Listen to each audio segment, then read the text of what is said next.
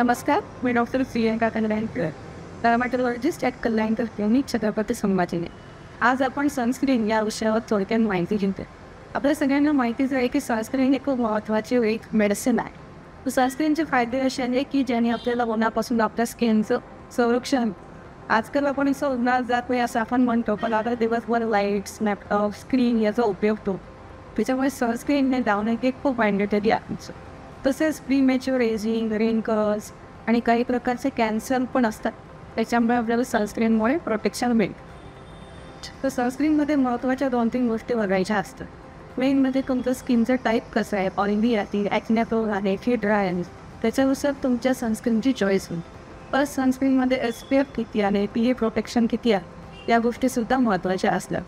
तर माझं असं सांगणं आहे की तुम्ही मेडिकेटेड सनस्क्रीन घ्या, जे तुमचे डर्मॅटोलॉजिस्ट तुम्हाला सजेस्ट करा. अजून एक महत्त्वाची गोष्ट म्हणजे की सनस्क्रीनची क्वांटिटी किती द्यायची. मी तुम्हाला एक डेमो देते. सपोज ही एक सनस्क्रीन आहे.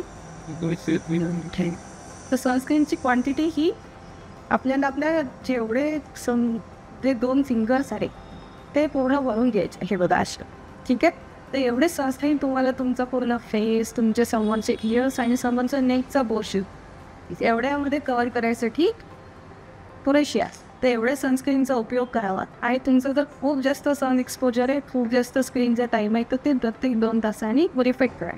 थँक्यू.